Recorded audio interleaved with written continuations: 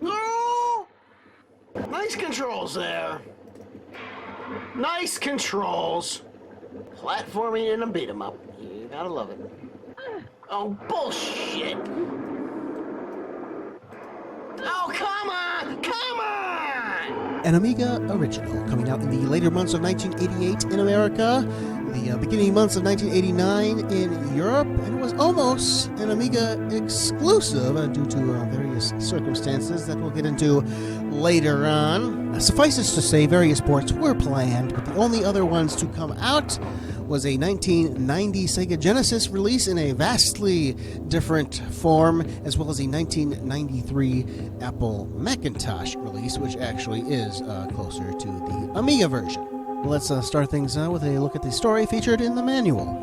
It was an age of dreams and a time of miracles, when jeweled cities rose like great forests from the dust, and justice ruled in the kingdom still, as in all dreams. There come a time of awakening, and the people of the kingdom arose to a dawn of nightmares. For, in the east, Zorus the Necromancer, long since banished from the realms of man, sat in a tower made of human bones and parlayed with shadows. In the darkness, spirits of ancient power talked to Zorus in whispers, making pacts and sharing secrets. And in the time of harvest, as the first chill winds scattered the leaves of the trees, Zorus gathered their power and rode to the northern kingdoms.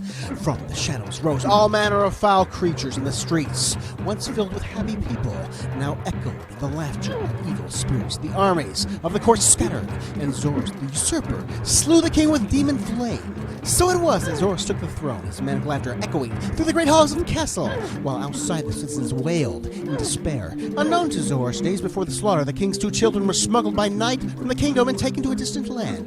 There they were raised in the way of the sword by an ancient warrior whose skill was the precursor of legend. And in time there came word of a prophecy. The witches of the dire marsh, three ancient crones who foresaw the future in the falling of dead leaves and the patterns of fire's light, foretold of a new dawn. A child brandishing an enchanted blade would return from beyond the mountains, they said, to avenge the father. A warrior who by strength of steel and edge of sword would shatter Zorus' reign of terror and return the light to the northern kingdoms. By no means an original tale, with the evil wizard taking over the kingdom, and you've got to avenge your father, but it is told quite well via the manual. I suppose I should expect nothing less from Discovery Software, who managed to inflate quite a bit of story in their Arkanoid port to the Amiga, which you can check out on the upper right there if you wish. But what it lacks in original story, you could certainly make the claim that it more than makes up for that in other areas. Firstly, we are playing an arcade-styled game with massive, for the time, character sprites, which take up more than half of the screen vertically. Graphically, it is a stunning game. People talk about arcade perfect graphics. So, when it came from the arcade to the Amiga, we got them perfectly done. Well, Amiga perfect graphics is what perhaps the arcades should have been striving for back then, because this shows you just what you can do with the Amiga. Look at that parallax scrolling. Foreground parallax scrolling. Now, there's a reason you don't see foreground parallax scrolling all too often, because it gets in the way of the actual action, but it is very appealing graphically when you do see that in combination with the background scrolling. Musically, while it only has two actual tracks, the introduction and the game over tunes, they are quite amazing themselves. So much so that I wish I could figure out how to strip the samples from the disc so I could make my own music from these instruments. I especially like the choir O's and Ahs. Certainly the musical style that I would personally associate with the Amiga, a very realistic rock and roll kind of a feel. I know for others it's more of a dance kind of a feel for them with the mods and stuff, but for me it's always been, it's rock and roll for me. 100% left-right stereo separation. I can remember putting this game in back in the day, loading it up, and it would blast through the stereo, and I immediately shut off the Amiga because maybe it was like early in the morning, and I didn't want to wake anybody up. I'm like, whoa, that thing is too loud. I got to climb up this desk and turn the volume down before I start playing. Another example of pushing the boundaries in terms of a gaming history is your choice of a main character. I never really looked at it as cutting edge there because I can't remember a time when I didn't play games which offered choices in the sex that you could play. My earliest memories include games such as this, and games such as Discovery, which you could choose from various characters and sexes that you could play. Or I played games such as Balloon Kid, where the main character was outright a girl, and that's how you had to play it.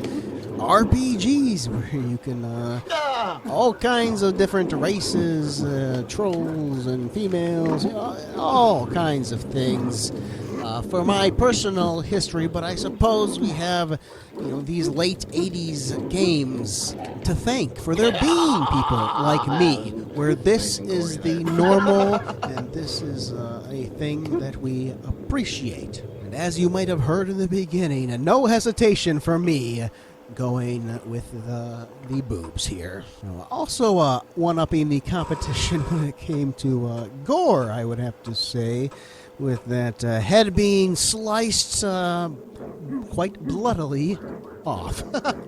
And that was about as far as I ever got as a kid playing this game. I don't believe I ever beat the giant, so I could make it 3 levels in and would die in the city streets. I have no recollection of this forest, for example. Again, a nice foreground, parallax scrolling with the trees. Although, again, hampering your ability to actually see what you're doing. And neither do I have any recollection of my father or sister getting all that far into this one either. So it would give you the impression that while stunning visually in terms of the gameplay, perhaps it's not giving you all that much, as it certainly didn't make us want to persevere, did it? However, having played this one and beaten this one now, I feel that if only I had been a little older, perhaps in my teenage years, I would have gotten more out of this one. I don't feel this is all that bad in terms of an arcade-style game. This is the perfect way to make an arcade game for the home system. A critical flaw for so many arcade-style games and arcade ports to the home systems is how they include the arcade coin-sucking difficulty when there is no reason to want to suck quarters out of people because you've already gotten $50 from them. 4 levels into the game, I've just gotten my first game over. You're not going to get that from Arkanoid in the arcade or at home. You're not going to get that from Shadow of the Beast, an Amiga original arcade-styled game. You're going to get a game over on the first level when you're first playing it. And here I am, and you are witnessing, my first time playing this game since I was a kid in most of this playthrough. This is how you do an arcade-style game at home correctly. Great graphics, beat 'em up kind of style in this instance, and you can get a good chunk of the game. It's still a difficult game. I did still lose a life on the very first level. I lost a couple on the second. I get further on, and I'm like, oh wow, look at this giant here. How do I deal with him? And now I'm having difficulty here in the graveyard level. I never just blast through the level. It's not easy by any means. Now, you're not going to beat this one the first time playing it, but it starts you off with 5 lives there, so you can get a little bit further. You can collect a few more as you go along. You can collect certain power-ups, like a shield. So if you are encountering a difficult boss for the first time, turn on the shield and maybe you get a better idea of how they operate. And if you want to beat the game, you have to use those power-ups in very specific spots in order to best complete the game. But as you are learning it, just use them as you see fit. This is how you do arcade-style gaming. Yeah, it's hard. You hear me in the background. You have that frustration that is classically associated with an arcade game, but you can get somewhere with it, and I appreciate that myself. Let's take a look at some reviews. We'll start off with info from November of 1988. Just a brief preview synopsis for the game. Sort of Sodan is a sword and sorcery epic that features extremely large and detailed animated characters. Especially interesting to me is the graphic for Sim City on the upper left there, which does not match any version I've ever seen. Oh, the things we've missed. Really wish these beta kind of builds would start showing up for the Amiga and other systems. From March of 1989, Sword of Sodan, Discovery Software 163, Conduit Street, Annapolis, Maryland. 4 out of 5 stars. Sword of Sodan is a lavish 3-disc arcade adventure. The graphics, especially the large-scale characters, are top of the line, and the swirling fade-ins are the best I've seen on any game. There's nothing new in the plot line. It's the standard fantasy hero or heroine. Cheers, Discovery, for including both. Battling the forces of evil scenario. It plays very well, though it's bloodier than I would like. I wish there were a save feature, but there's plenty here to keep you coming back for more. Tom Malcolm. From August of '89, Commodore Magazine. $49.95 from the developers of Arcade. Sword of Sodan is nothing short of a visual sensation. One of the best arcade games to come out for the Amiga in a long time, Discovery Software has combined gorgeous artwork, still smooth animation, and superbly digitized sound in a package that is as entertaining as it is challenging. Instead of the standard muscle-bound barbarian you'd expect to find, you're given the choice of 2 characters, a male or a female, a new twist that's almost certainly aimed at attracting more female buyers. Of course, like everything else, wisdom comes from experience, and experience comes from screwing up, and Sword of Sodan provides loads of opportunity for screwing up. Fortunately, the game designers provide a neat little trick called Instant Replay. If you have 1 megabyte or more memory, Instant Replay can be selected after your untimely demise. This option will reenact your journey from start to finish. In this way, you can study a particularly tough trap or opponent and develop a technique or strategy. If you don't have additional memory, don't despair. The task is not entirely hopeless, just a lot tougher. But since when has tough ever bothered a dedicated gamer? Oh, unfortunately, you are not going to like the new millennium. In summary, Sword of Sodan is a beautiful piece of work, enticing and thoroughly entertaining. There's enough happening here to keep veteran players toiling into the wee hours for weeks. If there's a discouraging word to be found anywhere, it has to be the violent nature of the game. Sword of Sodan is graphic and quite gory, and not recommended for children. If software were rated the way they rate movies, this one would definitely be R-rated. An MS-DOS version of the program is also available. A Commodore 64 version is planned. And this guy certainly would not be a fan of modern gaming. Difficulty is very much shunned upon these days. And in terms of the gore, if you think this game is gore, you ain't seen nothing yet. No, this game would not have an R rating. Are you writing for a computer magazine, or are you writing for Nintendo? You gotta know the strengths of your platform. One of the strengths of the computer platform is how it is more adult-oriented compared to Nintendo, which was censoring every last thing left and right. The reviewer also noted a MS-DOS version being currently available and a Commodore 64 version being planned. He is obviously going with what the company said. You never write something in print unless you see it yourself.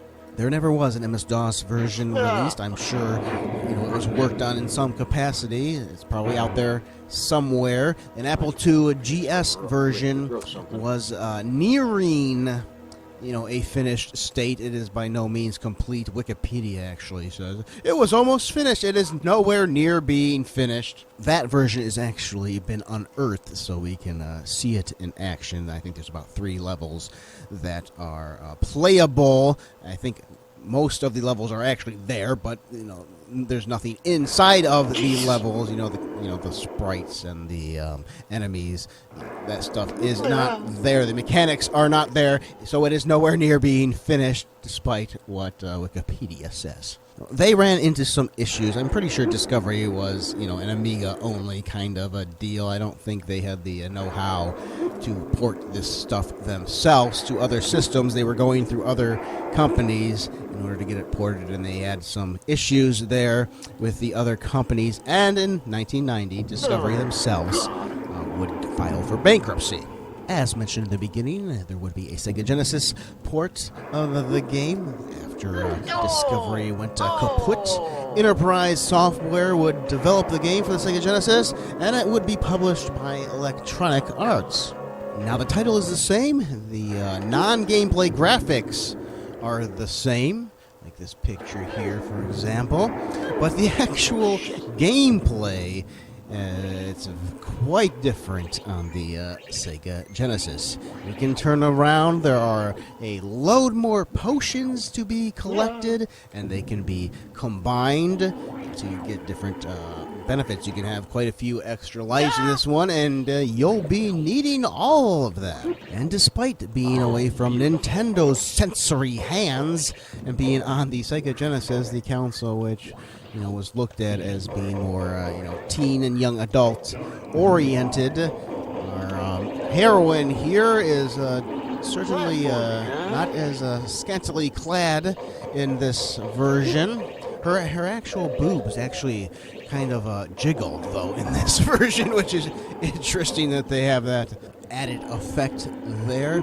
The game is, some of it's easier with the potions that you can get for extra lives and get your attack strength up and stuff like that. But a lot of it's actually a lot harder because they're coming at you from each side, and they feel like they're respawning versus in the Amiga version, where I think only in the graveyard section do enemies respawn there.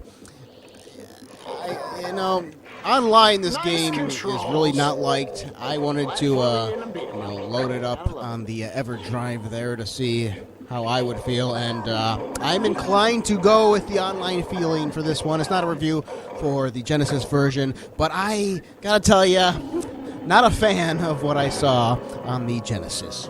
The game did receive what appears to be a faithful port to the Apple Macintosh in 1993.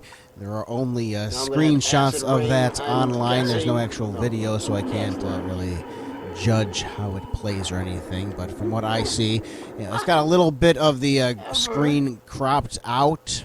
I guess they couldn't handle all of the graphics there, but what is there looks good, comparable to the Amiga. I wanted to talk about this level that you're seeing here. Now, you probably heard me earlier on complaining about the platforming and stuff, and you're going to hear me here very unhappy with this acid rain they put in my way. But this whole level really shows the power of the game. It's so creepy feeling, and it's not auto-scrolling, but it kind of like starts scrolling with you as you're moving along, and it just gives you a true sensation of what's coming next, a little bit of a fear, or even when there's a fire bolt coming your way on the bottom of the screen. It's coming, but you don't know when, and the way the screen scrolls,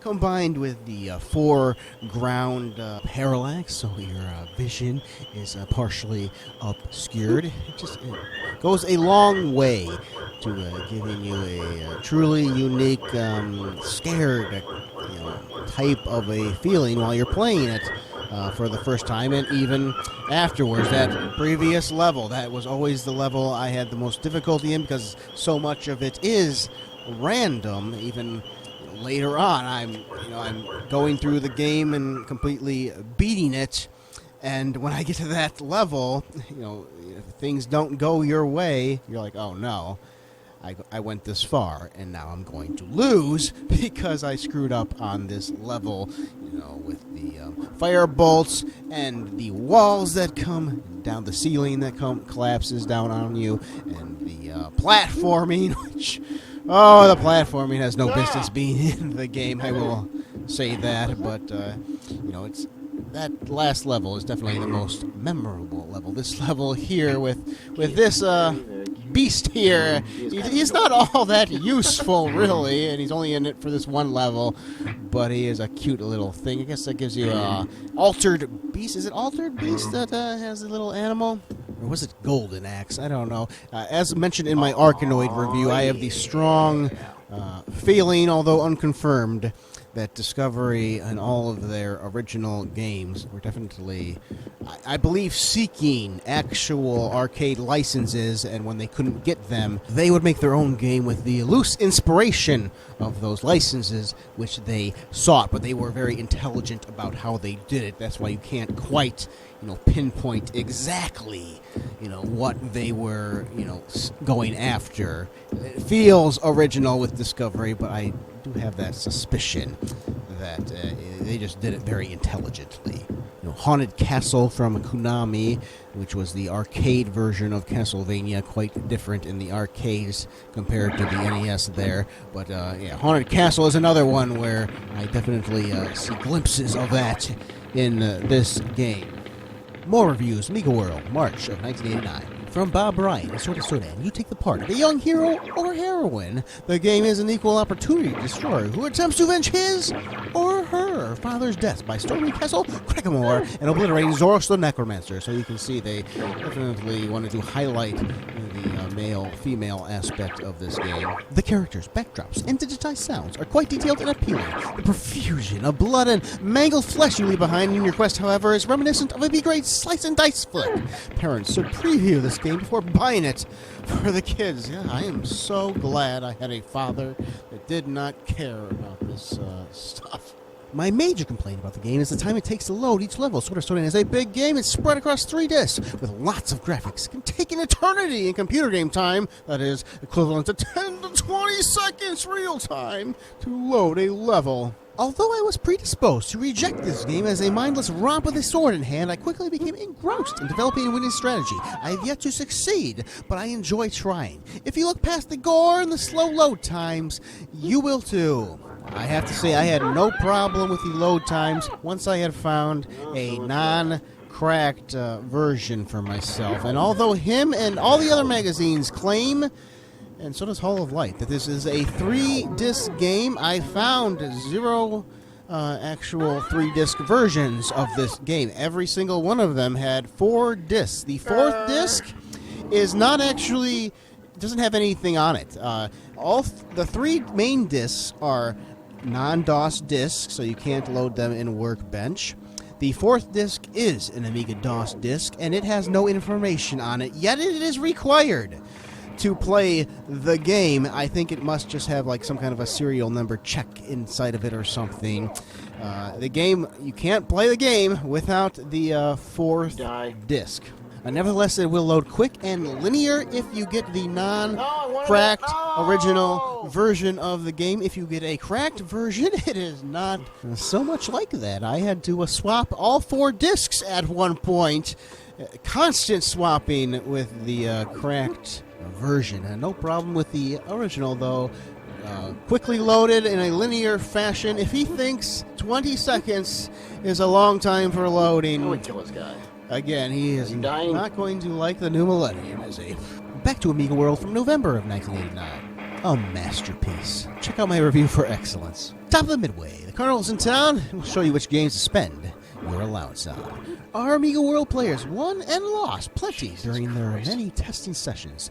Control of the Galaxy changed hands more times than the manager's office of the Yankees, and enough aliens to populate an entire solar system were destroyed, all in the name of research. While we guide you through only the top 20 games, the Amiga's Midway offers many more attractions. Settled between quite a few wonderful games. The 4th best game of 1989 is Sodan. Large, gorgeous graphics makes vertically scrolling medieval slice and dice fest a standout. As the hero or heroine, you must fight your way to and through the castle Crackamore and defeat Zoros the Necromancer to avenge his murder of your father. You are armed with only your sword, but will find other helpful items and magic spells along the way, of course. You'll also find plenty of traps and Zoros' hench creatures blocking your path. With a hot joystick and a judicious use of magic, you might make it through unharmed. Don't be scared off by the giant, he's big, but he's slow. Tips from Peter Olofsson. Facing the final boss here, notice the screen bumping itself up and down, quite a nice effect, as well as the background storm lightning effects, as well as the paralleled lines on the glass, which gives it a rain kind of a feel. I would come to have quite a bit of frustration with this final boss as he enters his final attack form here with the plasma just that's destroying really me. fair. Life after life, dead there, game over. I think this would be a pretty good time to show you a compilation of all of my fails throughout the game in my mastering process before I actually conquered the game for the first time. Despite being able to get through quite a good chunk of the game on my very first time playing it in all these years, it's not all that easy to actually defeat the game. You have to pretty much perfect everything that went prior. You will screw up because very few enemies in this game are 100% pinnable. I want to say that the ogres in the forest were the only ones where I absolutely knew how to defeat them without getting a single hit every single time. You kneel down and you just swing away and they will come at you and they will never get you. The other enemies, there are techniques for them all, but they don't work 100% of the time in my experience. The giant in the city streets, well, you can just stand tall and swing your sword above your head and he will come at you. But there are barrels that are coming at you at the same time, and one of those barrels could very well screw you up, which allows the giant and the barrel to get a hit on you.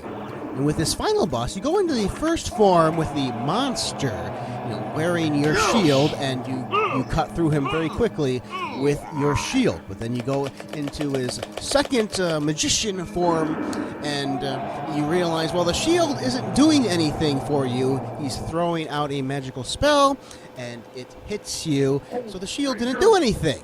So then you gotta perfect your technique. You gotta jump perfectly when he's throwing his spell at you, and then attack him. And but then he does that plasma attack, which all of a sudden, just rips right through you. So I wasn't thinking, let's use my shield again, because the shield was of no use prior, because his magical attack, went through the shield. Well, no, he's using the plasma attack, which was the same attack that the blob monster used prior, which your shield did work for. So the trick is to not use your shield, when he's doing the magical spell only, but then when he starts launching those plasma attacks with the magic spell, because I think I did use the shield at one point, but he was still hurting me because that was his magical spell. So he has two different attacks on that last bit, and you gotta start using your shield again.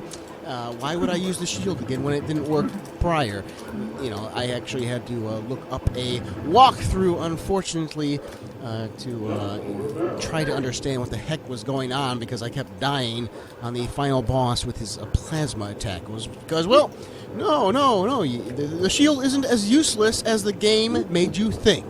And despite having to go through the walkthrough route to finish the game here, I still feel quite confident in my abilities. Because when I was watching the Longplays, every time I watch a Longplay, I see how inauthentic these people are. You notice the live counter on the upper right there? There were several ones that I was seeing where it had like a weird symbol there. Kind of infinite kind of a thing, because I don't know, even on my version, my non-cracked version, if you die and get a game over and you start playing again, for some reason it starts you off with infinite lives. Not every single time, but a lot of the time it was doing that, so I had to reset the game because I was not going to go down that route. Nevertheless, the long play people didn't seem to have any issues with it, or if they did have the lives, you could see the lives. It was obvious because he would end the video, and then all of a sudden, he would end the video with his failings. But it wasn't that he had all these fails leading up to his mastering the game. No, it was the exact same playthrough, and what you realize is that he save stated it constantly, and he would fail, and then he would load the save state, and he would edit them perfectly so you didn't realize it in the original. That's how long players work. They are the worst gamers. From Amiga Plus, June of 1989. Got a nice advertisement for my joystick, the Weekend Ergo Stick with Roger Rabbit for $47.95, along with an advertisement for the game itself. Grasp the Sword of Sodan and feel the true power of arcade action.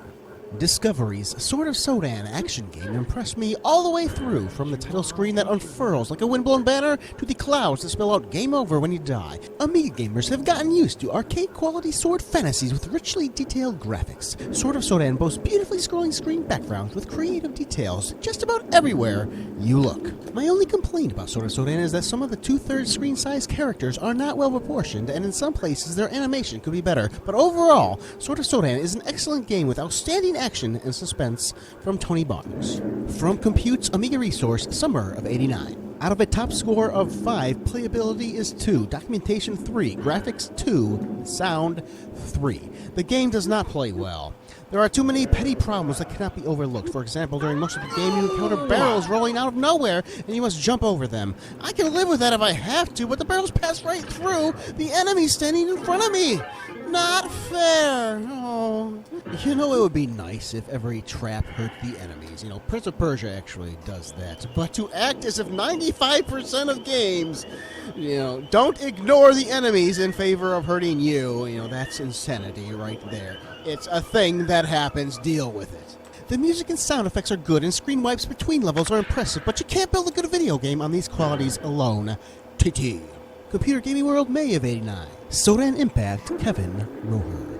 Again, going into the positives of the male-female choice.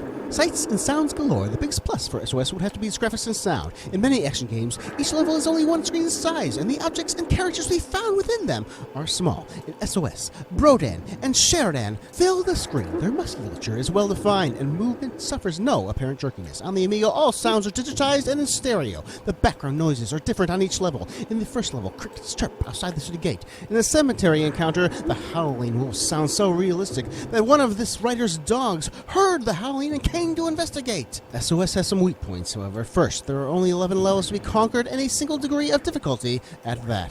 Second, the game may be a bit too bloodthirsty for the younger crowd. Whenever a sword strikes someone, a bloody wound appears. Also, the giant is killed by decapitation. Not a pretty sight for the squeamish. No! SOS is a quality product from beginning to end. The excellent graphics, sound, and action will keep players of all ages on the edge of their seats. Also showing up in the Reader's Top 100 with a score of 8.68, taking in, I believe, the 23rd of 100. I can't believe how much they hark on the gore aspect of the game. There's a difference between mentioning it, there's some gore, there's a decapitation, maybe, preview it for your kid if that's a thing you don't want to expose your child to, but they mention it specifically in a negative light. This is a negative for the game. This is a positive for the game. Think of how many games could have been like Mortal Kombat. Years before Mortal Kombat, if only they didn't have to deal with these uptight reviewers. I'm guessing they didn't let their kids watch Child's Play and Terminator like my parents did, but I'm gonna tell you, it was the Disney flicks that put more nightmares in my dreams. Just saying. Now, I thought all along about how I should be displaying this one. It was originally released in America first, which would be a point for NTSC, but the names behind the original creators gave me pause, and when I looked them up, I found out they were from Denmark, so it could be that they designed the game in Denmark, and, it just happened that Discovery was the one that got a hold of it in America, and they released it first. So perhaps this one was originally designed in PAL mode with the black bars there, but then it could be that they brought the designers over to America to, complete the project. I don't know. You know, certain things. When I look at their faces, I think it should be in NTSC mode. When I look at the door there, I think it should be in PAL mode. When I look at the bricks, I think it should be in NTSC mode. I don't know Get hit by this.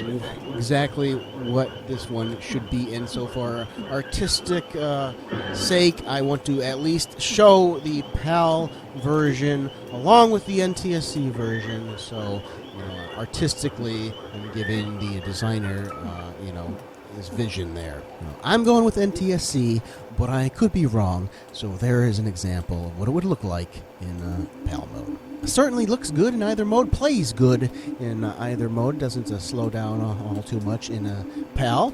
But the main selling point of the game, the characters taking up half of the vertical screen, is kind of negated if you're in PAL mode there. Speaking of PAL, we gotta get some British perspective going on here. April '89, computer and video games. £24.99. Blinking sorcerers. They learn a couple of nasty spells and they just take over the place. Transmogrifying people left, right, and center, and generally subjugating the populace. Getting caught out by one of the spikes is pretty impressive visually. The screen shows a barbarian being impaled through the chest. Indeed, the Amiga's sound and graphics capabilities are used very well throughout, the former being put to work on excellent music, sample sounds, and vocal hints, and the latter producing huge, colorful sprites and lovely parallax scrolling backgrounds. He complains about the lengths of the levels in the pit trap, but apart from these two things, I was well pleased with Sword of Sodan. Anyone in the market for a playable, visually and sonically impressive game would do well to check this out. Paul Lansley, overall 85%. Here we have a British sales chart, which places Sword of Sodan as the 4th best-selling Amiga game. We even have a high score from Paul Lansley. Really, the guy who reviewed the game is the one you put in the high score table, which I have already beaten his high score in this playthrough. March of '89, ST Amiga Format. Americans have raved about Sodan for some time, and the graphics really are good. As a demo of the Amiga's clever sprite manipulation, it's indisputably superb, but as a game it lacks the qualities to make it great. The levels last just a few seconds, and whilst wielding a sword might make good screenshots, it soon becomes tedious. Basically, Sodan is a fighting game with large sprites and sample speech. If you like plunging your sword into soft flesh and you can tolerate lengthy disk accesses, then go for it. Still graphics 4.5, soundtrack 3, lasting interest 2.5, overall 76%. Commodore user. If you're sick of awesomely strong heroes being the size of a small fruit fly with rippling biceps pixel high, Sword of Sodan is going to come as a pleasant surprise. Sword of Sodan really comes into its own when it comes to sound. Sound is very much underrated as an important consideration in games. It's more than just an atmosphere creator. Good sound is integral to all good games. If you're looking for a big game, they don't come any more impressive than this. If you want to buy a game which uses the abilities of an unexpanded Amiga to the full and still gives a more than reasonable playing quality, buy Sword of Sodan. Mark Healy, 83%. Finally, from Commodore Computing, it was the Arcade Game of the Year, 1988. Generally, the reviews from both Britain and America were mostly positive, noting a couple, minor flaws here and there, but believing it to be worth the money. And there was a couple that thought it was bad to awful, and even one from Germany, which almost gave it a perfect 10 out of 10. And as we see hero and heroine come close together, felt it might be interesting to take one final look at the manual. Brodan and his sister Sheridan were born on the same day to Lordan and his queen. They lived an idyllic life of youth, pampered by the people and enjoying the castle's great halls and courtyards and a splendorous playground. As twins, Brodan and Sheridan shared the same hopes, the same dreams, and the same bright outlook for tomorrow. That ain't all they're sharing. I think they're sharing the same body parts based on the look, the twinkle in their eyes towards each other. I'm imagining whoever wrote the manual and the story to go along with it didn't actually win the game and see that scene. I don't think the designer had any intention on them being related. I would imagine, anyway. Final thoughts on Sword of Sodan. Had it back in the day, have vague memories of it being a good-looking game, but not getting very far into it. Now that I've come back to it and given it a nice go-round and beaten it here, I have to say I had a lot of fun. Will I be returning to it? Probably not for a very long time. but still, in terms of an arcade, great-looking arcade-styled game, Sword of Sodan is a beautiful game, and it plays rather well. In terms of it being an Amiga original, absolutely taking advantage of your Amiga. It's certainly a must play and have a little fun with it if you have an Amiga, surely. And check out some other reviews of mine, Arkanoid and Marauder 2, both from Discovery. Another beat-em-up I covered was Teenage Mutant Ninja Turtles, the Hyperstone Heist on the Sega Genesis. And finally, how about Balloon Kid on the Game Boy, which stars a girl. Hope you enjoyed the review. Arrivederci.